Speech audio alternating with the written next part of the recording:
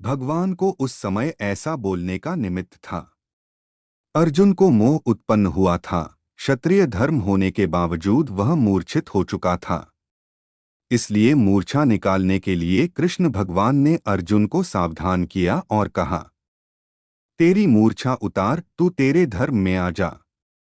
कर्म का कर्ता या अकर्ता तू मत बनना।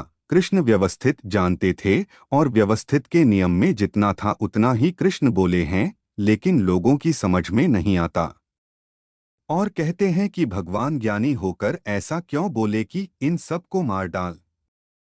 यह तो कृष्ण का ऑन द मोमेंट का उपदेश था।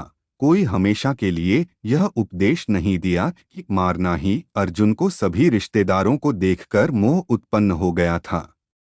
भगवान जानते थे कि थोड़ी देर के बाद मोह उतर जाएगा, इसलिए कृष्ण भगवान ने नैमित्तिक रूप से बात की थी। उन्होंने अर्जुन से कहा, तू क्षत्रिय है और तेरे परमाणु लड़े बिना रहेंगे ही नहीं। हमें ज्ञान में यह दिख रहा है कि तेरा व्यवस्थित ऐसा है, इसलिए तू झूठा मोह मत करना। मारने के लिए मोह के बिना कार्य कर, झूठा अहंकार मत करना। श्री कृष्ण ने नेमिनाथ भगवान से दिव्यचक्षु प्राप्त किए थे। उसके बाद उन्होंने यह गीता का उपदेश दिया था। गीता में तो कृष्ण भगवान दो ही शब्द कहना चाहते हैं। वे दो शब्द लोगों की समझ में आ सकें, ऐसा नहीं है। इसलिए गीता का इतना बड़ा स्वरूप दिया और उस स्वरूप को समझने के लिए लोगों ने फिर से विवेचन लिखे हैं। कृष्ण भगवान ने खुद ने कहा है कि मैं जो गीता में कहना चाहता हूं उसका स्थूल अर्थ 1000 में से एक व्यक्ति समझ सकेगा। ऐसे 1000 स्थूल अर्थ समझने वाले व्यक्तियों में से एक व्यक्ति गीता का सूक्ष्म अर्थ समझ सकेगा। ऐसे 1000 सूक्ष्म अर्थ समझने वालों में से एक व्यक्ति सूक्ष्मतर अर्थ को समझ सकेगा। ऐसे 1000 सूक्ष्मतर अर्थ को समझने वालों में से एक व्यक्ति गीता का सूक्ष्मतम अर्थ अर्थात मेरा आशय समझ सकेगा। कृष्ण भगवान क्या कहना चाहते थे कि वही एक उसे समझ सकेगा। अब इस 3.5 अरब की बस्ती में कृष्ण भगवान को समझने में किसका नंबर लगेगा। कृष्ण भगवान जो कहना चाहते थे वे दो ही शब्दों में कहना चाहते थे। उसे तो जो खुद कृष्ण बन चुका हो वही समझ सकता है और कह सकता है, अन्य किसी का काम नहीं है। आज हम खुद कृष्ण आए हैं, तुझे तेरा जो काम निकालना हो वह निकाल ले। कृष्ण क्या कहना चाहते हैं। व्यक्ति मर जाए तब कहते हैं न कि अंदर से चले गए, वह क्या है।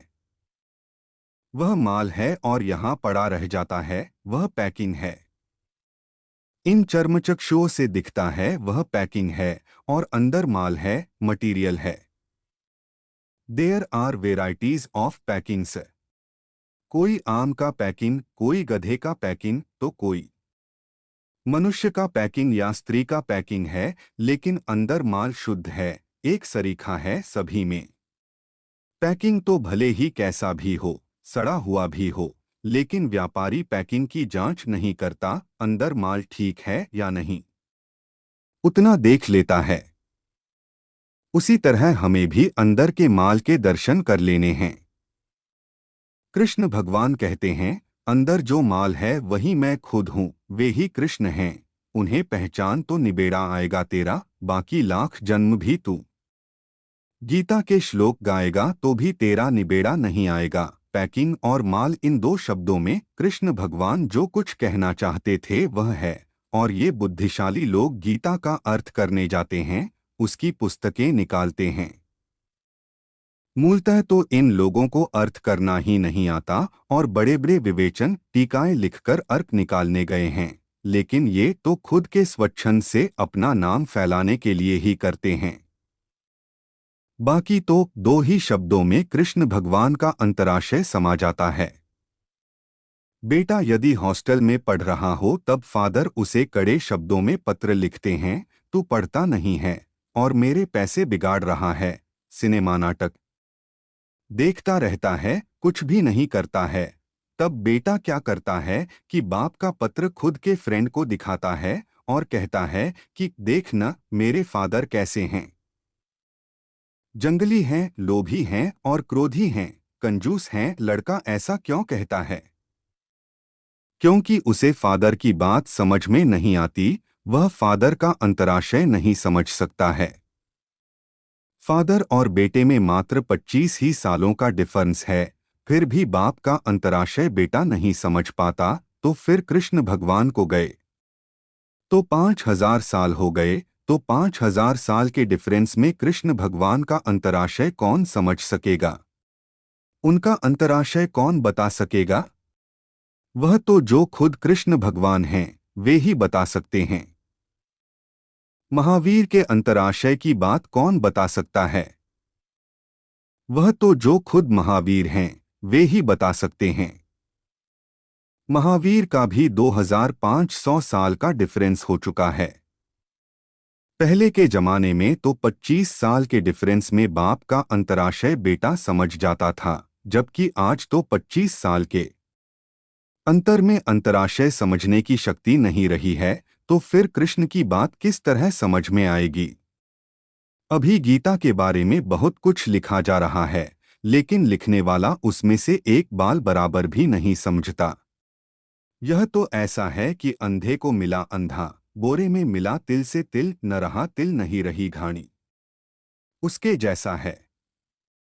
हाँ, वह गलत नहीं है, करेक्ट है, लेकिन वह बात फर्स्ट स्टैंडर्ड के मास्टर जैसी है, और वह ठीक है। यहाँ हमारे पास कैसी बात होती है? कॉलेज के अंतिम साल की बात है। जैसे उसमें फर्स्ट स्टैंडर्ड की बात होती है, वैसे ही इसमें गीता के विवेचन की बात होती है। सिर्फ ज्ञानी पुरुष के पास ही सर्व शास्त्रों की यथार्थ बात मिल सकती है।